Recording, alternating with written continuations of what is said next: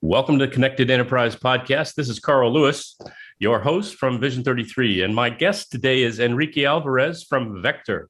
Enrique, welcome to the podcast. Start us off by telling us a little bit about your background and about Vector. Of course. And first and foremost, thank you so much, Carl, for having me here. This is an amazing opportunity for me, and I'm honored to be your guest today. So Vector Global Logistics is a very unique results-based logistics company. We had offices in the US, Mexico, and Chile, and we have also our own presence in Vietnam, Malaysia, and China. What makes us different from other freight forwarding or logistic companies is basically three things. One, the results-based mentality. So we have taken the time and space component out of the equation, and we're measuring performance by results and results only, which basically means we don't have a set time to be working. So people can come to the office, don't come to the office, unlimited time off. It's not a 9 to 5 kind of job or position. The other is we donate a lot. We care with what we call the Logistics with Purpose initiative. And for every container that we move around the world, we donate to different causes. In the US, we have partnered with Serve, and we donate 50 meals to children in Kenya. In Mexico, we're donating to an organization called Juanil. And in Chile, we help an organization for children with special needs called Canica. So we enjoy giving back. I think we're a very purpose-driven organization, and we are very good at expedited and complex regions when it comes to our logistics services. Hey, that's exciting. I understand the giving part. I spent a good part of my adult life working for nonprofits, and one of them was a disaster relief organization. So it can be very rewarding for sure. Well, Enrique, you guys are working, I take it, at ports all around the world. Yes, that's correct. I mean, it's really been a couple of very challenging years for the whole world, and especially for logistics, but yes, all over the world. So tell us, we know the pandemic arrived, caused us problems, but what really happened to the supply chain that started causing, shelves to be empty, people to do a little panicking? What really occurred, and how did it impact business in particular? Yeah, this whole thing started a long time, probably a couple months before the pandemic hit full force the US and the Western world. We started seeing this kind of starting to happen in China at the beginning when the pandemic hit China and people were quarantining in China at the beginning of the pandemic. The reason why it just became more challenging as time passed is because all the demand we had for a PPE. So there are all these masks and gloves and hand sanitizers and all these other products that were needed to basically save lives. There was a huge global demand of that. China, Asia, and every country was trying to manufacture and ship as many of those products as they possibly could, using containers as a most, effective way of transporting. There were a lot of planes chartered. There were, of course, a lot of trucks used, but mainly ocean shipping containers from Asia into the US, into Europe, into the rest of the world. And what that particular thing caused is two things. One, those products were all of a sudden competing with some of the other products that retail companies usually bring from those places, like the iPhones and iPads and paper and computers and all that. So all of a sudden you have this huge, massive demand for products competing to get space, and space got tighter and tighter. And the other thing, you all of a sudden had containers all over the world really clogging the ports in the US in particular, talking about the problem here in the US. And the ports were just saturated by products coming from Asia and all over, in particular Asia, though. And so they couldn't really unload them fast enough, return them to Asia and China to be loaded. And so steamship lines started raising prices. They started cutting some of their services they had to other smaller ports. They were starting to solely focusing on the US to the China to the US trade lanes, thus compounding the effect of what we were seeing and just making it a much, much bigger mess. To give you some numbers, two in particular. One, the average cost of a shipping container, 40-foot, 20-foot container, I'll go with the 40-foot container. The cost before the pandemic to ship one 40-foot container from Shanghai to the East Coast USA, Savannah, for example, was $3,500. The second year of the pandemic, the costs were around $20,000 for one container, same container. So that kind of became super problematic for a lot of companies, of course. And then the other one was just the amount of vessels. We started tracking the amount of vessels that were parked outside the U.S. ports. And I think when the problem was at the highest, we had 100 vessels parked outside Long Beach, California, waiting to berth. So just a big traffic jam occurred in the ports for sure. Yeah. That's exactly what it was, right? Like demand went to the roof. The infrastructure that we in the US have and then in other countries was not enough to unload the amount of containers and product that the communities were demanding or those countries were demanding. And that's what caused all the issues that we've seen and continue to see today. You know, we saw it here and are seeing it in the US. Do you have a perspective on, what other countries, who import goods were experiencing? Was it identical or was it to the same, degree as we experienced? It was very similar. And I guess the only difference in some countries, for example, Chile, which we have a presence in, some of those trade lanes, for example, from San Antonio or Valparaiso, which are two of the biggest ports in Chile, into the US, there's a lot of fruit and cherries and wine and all these other products that are coming into the US. But all of a sudden, the steamship lines, which are the carriers that own the vessels, we're making a lot of money shipping things from China to the US because of the price that were incredibly high, as I just mentioned. So they stopped calling some of these ports. So the problem for them was not only that the ports were congested, but they didn't have vessels stopping at their ports anymore because it was not in the best interest of, I guess, the carriers' bottom lines. Yeah.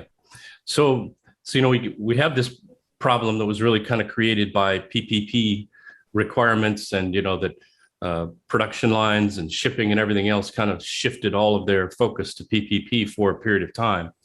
We're kind of through that, but we're still seeing, a lot of the effects of, all of this supply chain hassle that's gone on.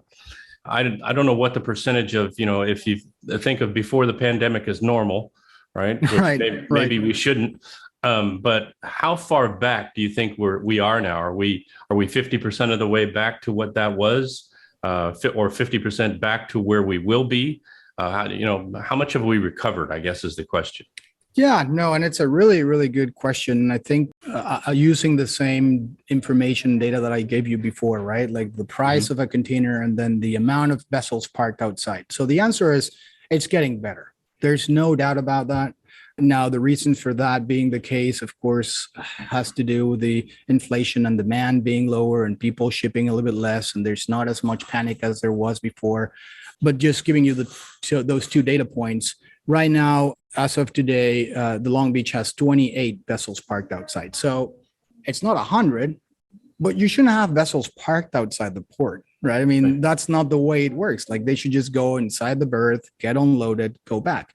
So we still have a problem. We have 34 vessels parked in Savannah this morning, 22 vessels parked in New York, New Jersey, 12 in Houston. And you don't see Seattle only has one, for example, right? And I believe you're in Portland. So, Yep. So you start to see difference in most of the ports, but the bigger ports in the US, Long Beach, Savannah, New York, still 34 vessels parked outside is not good at all. So, and the other part that you can kind of use as a very clear indicator that things are getting better is the average price of a container, right? I mean, it has dropped down from like the $26,000 to maybe the $12,000, $13,000 mark. Unfortunately, and I think you mentioned this briefly, I don't think that we're going to get back to what we used to call normal again, right? So we're just going to have to settle with a new normal as our infrastructure catches up with this, as our demand kind of stabilizes, and as companies kind of start, I wouldn't say being smarter. I think that a lot of companies are incredibly smart, but they were all kind of rushing towards this just-in-time zero inventory kind of strategy, bringing things from China. And of course, all of a sudden you're like, well, maybe we should think about nearshoring. Maybe we should start producing closer to the US or closer to where our markets are. Maybe having inventory in China as opposed to here possesses a problem that we haven't really thought about. And just in time, I think, is the other component that put us in the mess that we were, because everyone ran out of inventory, and everyone rushed to kind of bring it up as quickly as possible for selling, right? So Yeah, I think that was a big industry push for, I don't know, at least 15 right. years probably, right? Just in time inventory. And it worked, and we took it to a point where it was actually really, really efficient, and it was tight, and it was successful, and it was a really good theory, but no one really could have expected what we lived, right? I mean, it's one of those things that just you have to live and learn from. Yep. And so it appears now that, a lot of companies, I think some of them are hoping still to go back to that, because financially it was a good thing for them to manage inventory that tight and not have to have as much carrying cost as before. But many companies are now kind of increasing their safety stock, right? And looking at managing inventory kind of in an older manner, you might say. Are you seeing that? Yeah, we are. I mean, at the end of the day, I think there has to be a healthy balance between the amount of inventory that they kind of initially had in the second year of the pandemic, and the inventory that they are probably forecasting to have going down. But again, everyone is thinking the inflation is causing demand to slow down, and so where is that kind of efficient, balanced point? I think that every company is currently now thinking and really strategizing on where it should be and how to do it and how to balance out their supply chains in general, so they don't have to be as dependent of manufacturing at the other end of the world for the U.S., right? Yeah, that could take a long time to reverse Absolutely. some of that trend, because I mean, and we will pay more for goods. I'm imagining if we bring more of the manufacturing and assembly work, closer to shore, it's going to be more expensive as we get, relocate some of those suppliers. Right. So that's going to contribute to the inflation issues that we have. My guess is we won't know how that's going for about a decade. Right. And I think it will take probably up to a decade to kind of come back to the balance that we need from like a global standpoint. And I guess just to give you another piece of information here, the demand coming and the throughput going through the Los Angeles port, it's still not slowing down, right? So May's total throughput in Long Beach was 967,000 20-foot containers, which is the third best month in the port's history, behind May 2021, right? So it is slowing down compared to last year and October 2020, but May throughput was 21% higher than the average for 2017 and 2021. So it's still, you see the slowdown, but there's so much backlog still in the system that's going to take a while. And some other areas of the supply chains have actually been highlighted after the pandemic. Like, for example, trucking in the US. Trucking is going to be and is already a very challenging industry because there's not enough truck drivers. There's not enough chassis. We see a massive shortfall of chassis and drivers and warehousing space. And so every single step of the supply chain needs to unclog. So we'll start seeing it at the ocean level and the ports, but then you have to wait a couple more years for the rest of the supply chains to follow. Yeah, that makes sense. I know that, for the average consumer, and I'll even give you a couple of examples, from my own experience. My grandson really likes these, their hash browns, but they come already kind of pre-pressed, like what you get from McDonald's, right? They're delicious, actually. Yeah. Put them in the air fryer, and that's what he would like for breakfast every day. He has the only one brand that he likes. and I go to my local grocery store, and they have been out of those probably for 3 months, right? And they're made in the US, right? They're transported in the US. So that tells me that what you're saying is this trucking issue is really at the heart of that, probably. And maybe, potatoes, maybe they were in such high demand, they went out elsewhere. And just even for myself, a certain type of men's 3-in-1 lotion that I have used for years. I even bought 3 of them. I'm out of them, and they still don't have them in the store, right? So it's the problem, just sort of seems to trickle, its way down to the shelf where the consumer goes. And for a lot of products, it just seems like it's going to be a while before, you stop seeing empty spaces on store shelves. And I noticed that the grocery store the other day, it seems like they're taking the space they have and putting the products they have in it and spacing them out a little differently. They're not leaving holes there anymore because I think they've discovered that that sort of gets on everybody's nerves. Yes. No, and you're absolutely right. I mean, that's kind of the other thing, especially in this country, is we not only are impulse buyers, but we panic, right? I mean, if when something happens, we run and actually grab as much toilet paper as we possibly can, which hurts the supply chains a lot. And I think that this is a little bit more cultural, and I think it will probably require a little bit more education more than anything else, right? So something that supply chains can really forecast, they cannot really oversee. But with all the media attention that we have to everything, not only logistics but everything, I mean, that's a problem. Do you think demand is still high, or is, what the clog is just the backlog that they're still trying to fulfill? Or, as demand is actually sinking, and will there be at some point, will all the shelves be full and demand will be lower than it was before? It's a really good question. I think it's a combination between the two, right? I do think that demand is high. It's less than what it was before, so it's slowing down, but it's still pretty high compared to where it needs to be for logistics to function properly. And then you see the backlog as well. But talking about some of our clients in the automotive industry, right? And some of the retailers that we work with day in and day out, they're all really slowing down their production schedules, shipping schedules, and inventory. But it's going to take a while for the entire supply chain to follow. Are there specific industries that seem to be still sort of suffering the most, in terms of parts needed and things like that?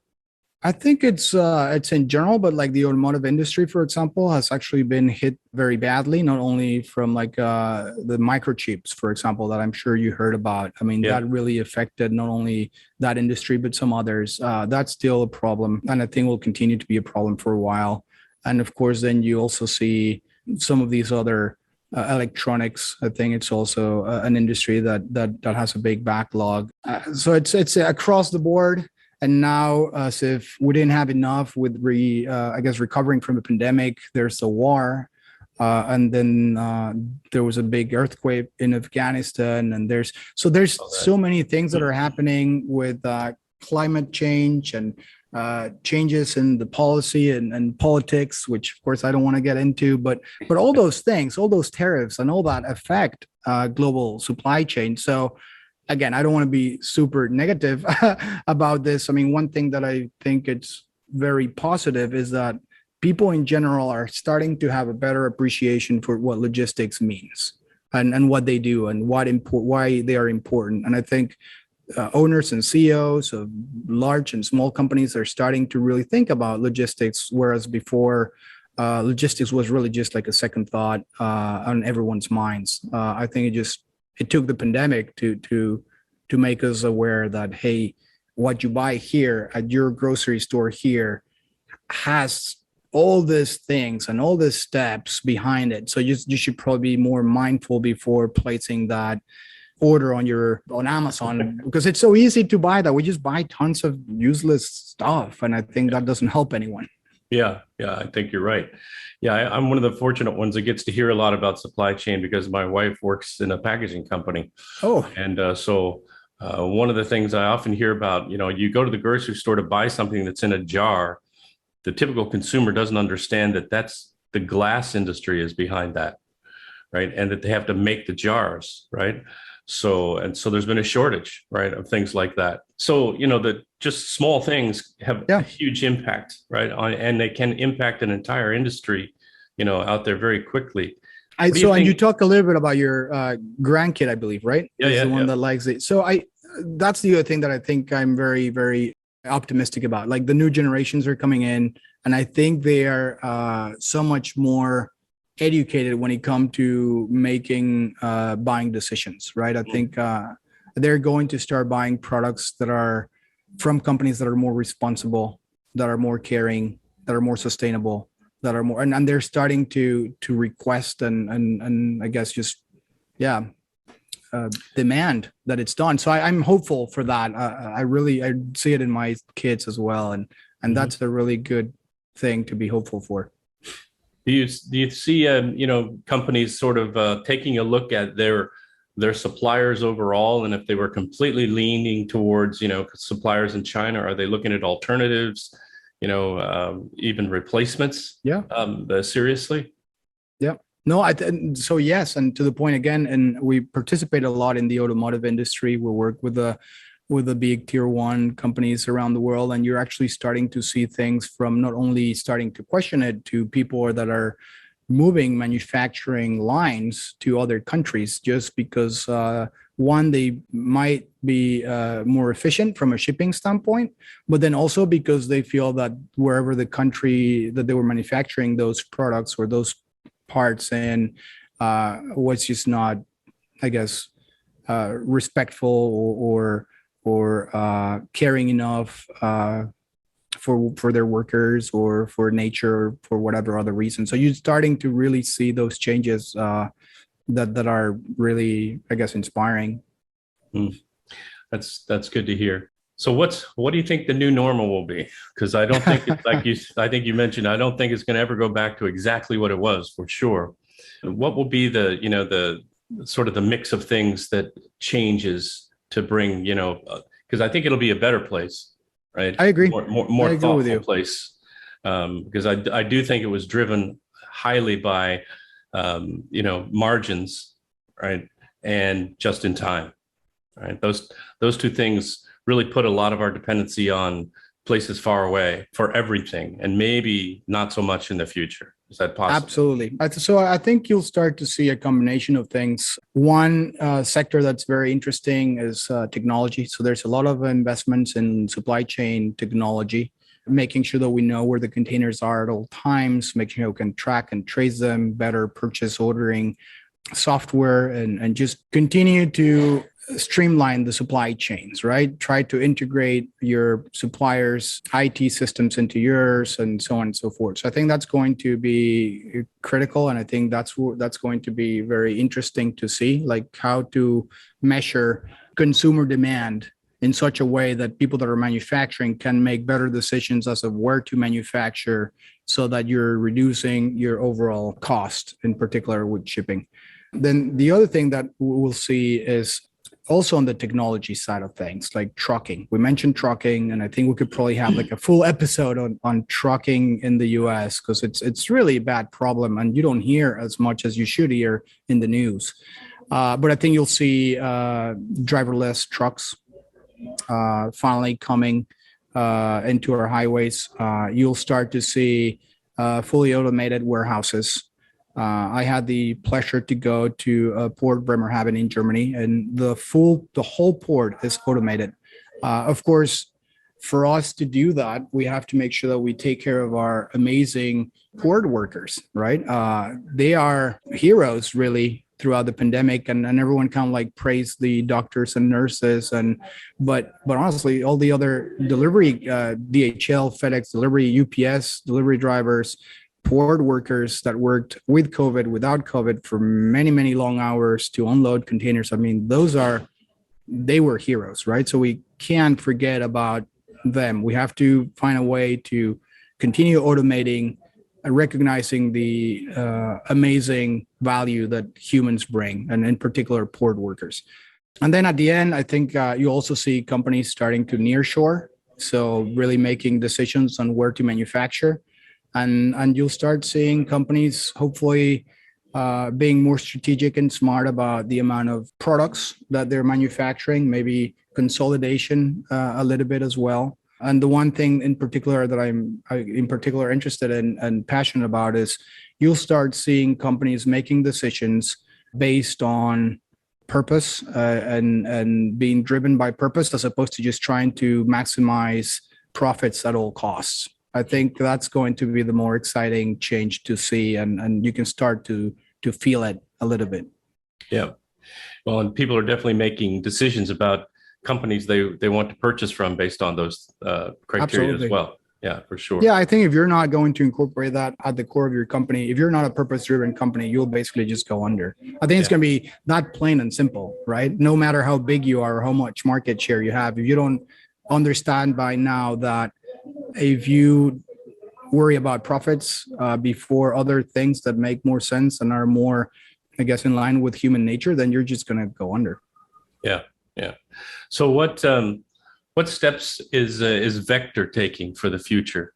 For the company itself, what kind of initiatives does Vector have to deal with these challenges and head them off going into the next years? Yeah. So mainly, so again, we work a lot in the automotive industry. So we are very experienced when it comes to expedited shipping and just complex regions of the world and project cargo. So anything that has like a very, very high level of complexity, we're very good at. So we have actually moved, and we're trying to be very strategic about where we play, and we're a very boutique logistics company. So we won't work with everyone anymore. We're being more selective in terms of what kind of clients we're working with. Again, clients that really value service over price, clients that really value caring over profits. Because at the end of the day, if you actually make the right decisions for the right reasons, you are indeed maximizing profits in the long run, right? So I'm not saying that you should just be altruistic about this. No, be a good business owner, be a good CEO. And if you want to maximize profits, the way to maximizing profits longer term is to do the right things for the right reasons. So Vector is growing fast. We're increasing our offices internationally, and we're really just pushing and celebrating our culture. We're a unique results-based company based on this book that I will strongly recommend to your listeners called Why Work Sucks. And I'll send you the link if you want to put it on the interview. But that's something we're very passionate about, and I think that's something that we're proactively doing to face the future. Another thing, if you allow me one more minute, we have an initiative for the Ukraine. So we have a special initiative, an area of Vector that deals with relief efforts. And so we're shipping a lot of containers to the Ukraine for free. So if you or anyone of your listeners is out there and wants to continue helping the millions and millions of refugees that are around the world, and also in Poland in particular, around the region, and in the Ukraine, because there's a lot of refugees inside the country still, just let us know. We have a monthly meeting to coordinate with a lot of organizations. And there's a lot of very cool organizations that are helping, Matter, Measure, MAP, CARE, Bombas, Cotopaxi. A lot of them are doing great things. And I didn't mention probably all of them, so I apologize. But if you want to join us, I'll send you the link too, because I feel like that's something that people that might be listening to this might be able to do proactively and realistically to help others in the world. Absolutely. We'll be glad to publish it for you. And thank you for joining us today, Enrique. This has been great to talk to someone who's kind of in the middle of it and, not just on the end of it like the rest of us. So we appreciate the work and that all of the people in the industry do, especially the dock workers and the delivery people and the truck drivers. In particular, I have a couple of friends that are truck drivers, and they work pretty hard. So amazing how hard they work. So if everyone out there is listening to us and you have the opportunity to talk to a truck driver or see a truck driver or a port worker, just thank them. I think it's the least we can do after this 2 horrible years that we've all had. Yeah, for sure. It is. And again, thanks so much. And for everyone else out there, until we see you again, stay connected.